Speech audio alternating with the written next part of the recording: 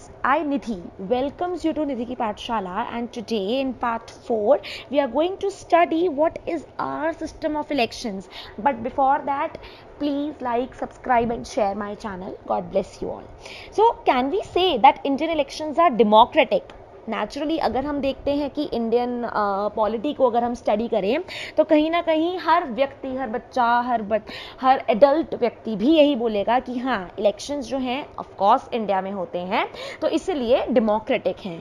But हमें ये पढ़ना, हमें ये समझना बहुत ज़रूरी है कि लोकसभा, विधानसभा के जो इलेक्शंस होते हैं they are held after every 5 years. और अगर हम देखें so after 5 years the term of all the elected representatives comes to an end. So naturally अगर हम देखें तो हाँ, ये काफ़ी हद तक ऑफ कोर्स डेमोक्रेटिक है, बिकॉज हर 5 years में इलेक्शंस हो रहे हैं. डेमोक्रेसी का एक सबसे पहला जो की फीचर होता है वो यही है. दूसरी चीज़ कि 5 years अगर हम देखें आफ्टर 5 years जो टर्म है, जितने भी इलेक्टेड रिप्रेजेंटेटिव्स हैं उनकी एक जो टर्म है वो it comes to an end. तो चाहे वो लोकसभा हो या विधानसभा, it stands dissolved and elections are held in all the constituencies at the same time, either on the same day और with in a few days. तो ऐसा नहीं है कि एक अगर फॉर एग्जांपल 2020 में लोकसभा में हुआ है तो बहुत बाद में जाके, एक साल बाद जाके इलेक्शंस दूसरी स्टेट में होंगे. ऐसा बिल्कुल भी नहीं है, ऐसा बिल्कुल हमें सोचना भी नहीं है, बिकॉज इलेक्शंस जो हैं वो सारी कंस्टिट्यूएंसीज में एक ही साथ होते हैं. प्रोबेबली डिफरेंस सिर्फ ये हो जाता है कि या तो वो सेम डे पे हो जाएंगे या कुछ दिनों के अंतराल में. फाइन, बट होंगे. This is called general elections. Sometimes elections is held only for one constituency to fill the vacancy caused by death और resignation of a member.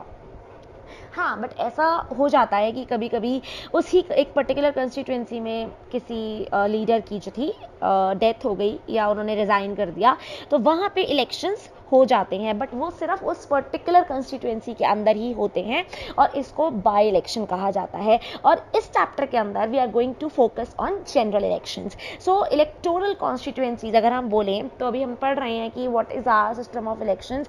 So students, अभी तक हमें समझ आया कि ऑफ कोर्स इंडिया जो है बहुत अच्छे से डेमोक्रेसी को फॉलो अप करती है. इंडिया में लोकसभा और राज्यसभा, अगर हम देखें लोकसभा और विधानसभा के जो इलेक्शंस होते हैं वो after they are held after every 5 years, और जो टर्म है इट गेट्स डिसॉल्व्ड. और जितने भी रिप्रेजेंटेटिव्स होते हैं उनकी भी term it comes to an end. तो बट मैंने यहाँ पे आपको बोला इसे हम कहते हैं जनरल इलेक्शन.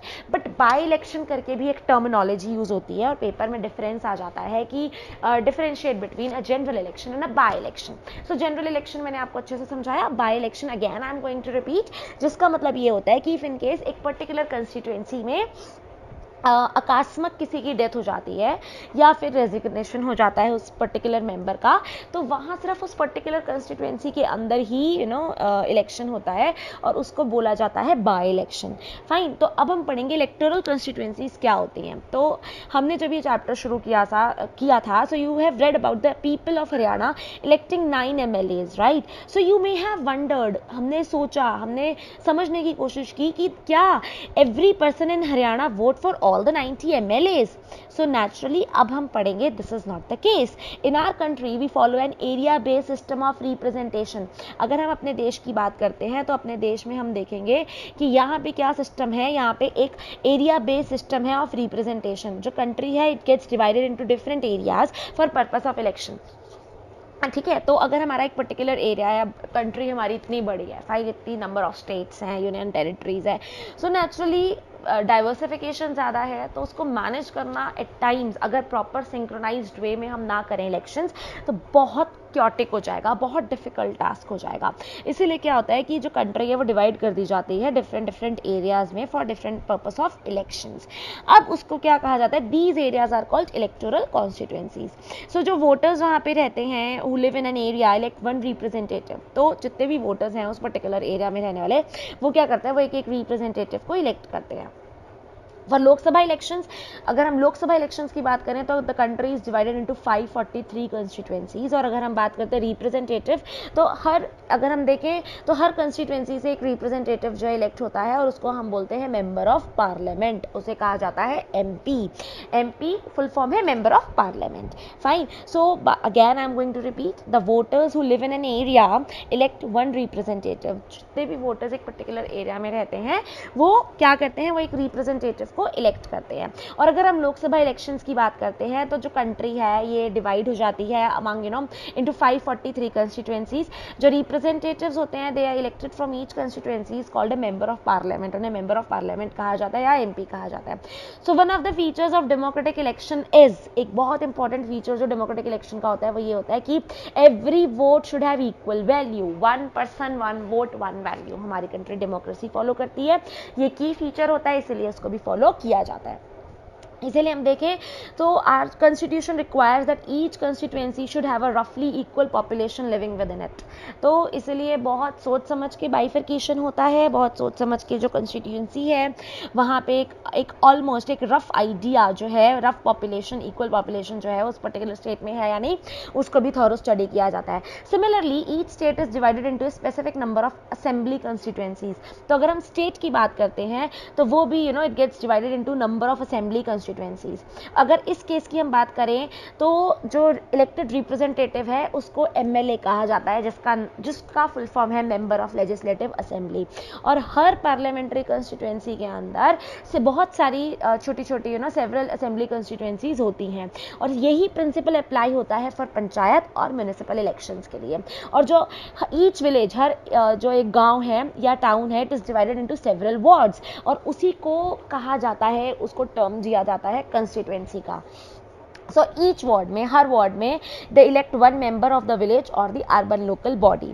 कभी कभी क्या होता है इस कंस्टिट्यूएंसी में sometimes these constituencies are counted as seats, for each constituency represents one seat in the assembly. तो नेचुरली जो हमारी कंस्टिट्यूएंसीज होती हैं उनको एक सीट की तरह से उनको काउंट कर लिया जाता है, और हर कंस्टिट्यूएंसी से रिप्रेजेंट करते हैं वन सीट इन असेंबली। सो तभी हम कह सकते हैं कि लोक दल, जब हम अगर हरियाणा की हम अगर फ्लैश बैक में जाएं, हरियाणा वाला केस को अगर हम दोबारा से थॉरो स्टडी करें तो हमें समझ आएगा कि लोक दल जो था तभी 60 सीट्स हरियाणा में जीत पाया था। इसका मतलब ये है कि जो कैंडिडेट्स थे लोक दल के, they won in 60 assembly constituencies in the state, and इसीलिए Lok Dal had 60 MLAs in the state assembly.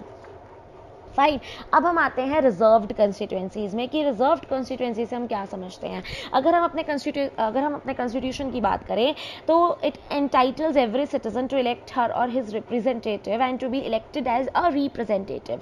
Fine. तो नेचुरली क्योंकि हम डेमोक्रेसी में रहते हैं, हम एक डेमोक्रेटिक कंट्री में रहते हैं, और मैं बार बार फीचर्स ऑफ डेमोक्रेसी में मैं बताती हूँ कि सबसे बड़ा जो फोकस पॉइंट होता है डेमोक्रेसी का वो यही होता है कि हम अपने रिप्रेजेंटेटिव्स खुद चूज करते हैं। फाइन। सो कॉन्स्टिट्यूशन मेकर्स जो हैं दे वर वरीड, जब कॉन्स्टिट्यूएंसी सोचा, जब कॉन्स्टिट्यूएंट असेंबली बनाई गई, कॉन्स्टिट्यूशन के बारे में बात की गई, तब उनके लिए एक बहुत इंपॉर्टेंट और एक वरी का क्वेश्चन ये था कि ओपन इलेक्टोरल कॉम्पिटिशन की वजह से जो जितने भी वीकर सेक्शंस हैं, कभी कभी ऐसा हो जाता है कि उनको एक अच्छा चांस नहीं मिल पाता to get elected to Lok Sabha और state legislative assembly. Fine. So क्योंकि यहाँ पे क्या होता है, उनके पास कभी कभी प्रॉपर रिसोर्सेज नहीं होते, जो ये वीकर सेक्शन होते हैं, SC ST OBCs, विमेन फोक रादर। फाइन। तो क्या होता था कि जो मैंने कहा ना कि अगर पावर और पैसा एक ही हाथ में कॉन्सेंट्रेटेड है तो वो बहुत डेडली कॉम्बिनेशन हो जाता है। तो जितने भी ये पावरफुल लोग थे वो कभी भी ये वीकर सेक्शंस को ऊपर उठने ही नहीं देते थे, अपलिफ्टमेंट नहीं हो पाती थी उनकी। तो क्या हुआ, ये एक बहुत इंपॉर्टेंट वरी वाला क्वेश्चन था उनके सामने। सो जो इन्फ्लुएंशियल थे, जो रिसोर्सफुल थे, वो क्या करते थे, वो प्रिवेंट करते थे उनको फ्रॉम विनिंग इलेक्शंस। तो ये एक बहुत नेगेटिव पॉइंट था कि those who are influential and resourceful may prevent them from winning elections. So अगर ऐसा हो तो क्या हमारा पार्लियामेंट और असेंबली क्या डिप्राइव नहीं कर रहा एक सिग्निफिकेंट सेक्शन ऑफ पॉपुलेशन को? तो क्या ये एक्चुअल में डेमोक्रेसी है? तो ये एक तरह से अगर हम देखेंगे तो डेमोक्रेसी नहीं, लेस रिप्रेजेंटेटिव और लेस डेमोक्रेटिक है। फाइन। तो इसलिए हमारे जो कॉन्स्टिट्यूशन मेकर्स थे, इन्होंने एक स्पेशल सिस्टम निकाला रिजर्व्ड कॉन्स्टिट्यूएंसीज का फॉर वीकर सेक्शन। तो जो ये कॉन्स्टिट्यूएंसीज थे उसके अंदर जो रिजर्वेशन थी वो किन के लिए थी? वो SC schedule caste, schedule tribes, इनके लिए थी। तो अगर हम SC रिजर्व्ड कॉन्स्टिट्यूएंसीज की बात करें तो जो लोग सिर्फ SC थे, जो शेड्यूल कास्ट थे, वही इस सीट के अंतर्गत इलेक्शन में आ सकते थे। अगर हम देखें तो इलेक्शन में लड़ सकते थे, सीट के लिए लड़ सकते थे। Similarly only those belonging to scheduled tribes. और वैसे ही अगर हम एसटी की बात करें तो जो व्यक्ति एसटी कैटेगरी से थे वही कंटेस्ट कर सकते थे इलेक्शन। जो कंस्टिट्यूएंट अगर हम देखें, जो कंस्टिट्यूएंसी रिजर्व थी for ST, fine. So currently in Lok Sabha 84 seats are reserve for schedule caste. अगर हम 84 सीट्स की बात करें तो that is reserve for schedule caste. अगर हम बात कर रहे हैं 47 तो वो एसटी के लिए है। ये तब का डेटा है, अगर हम बात करते हैं 1 सितंबर 2012 तक, ये तब का डेटा है। फाइन। तो अगर हम बात करें तो इस तरह से रिजर्वेशन था फॉर एससी एंड एसटी, ठीक है। और ये जो सिस्टम था रिजर्वेशन का, यही एक्सटेंड हुआ था later to weaker sections at the district and local level. और बहुत सारी स्टेट्स में, अगर हम बात करें पंचायत में, म्यूनिसिपैलिटीज़ में, म्यूनिसिपैलिटी कॉर्पोरेशन में, लोकल बॉडीज़ में, उन्होंने ओबीसीज को भी रिजर्वेशन देना शुरू किया। इस तरह से जो प्रपोर्शन था सीट्स का, it may vary from state to state depending upon their population. So similarly 1/3 of seats were reserved। और इसी तरह से 1/3 सीट्स जो थी वो रिजर्व थी for rural and urban local bodies. किसके लिए? For women candidates. So I hope आपको यहाँ तक समझ आया होगा। पार्ट 5 में I am going to start with voters list. Till then, God bless you all.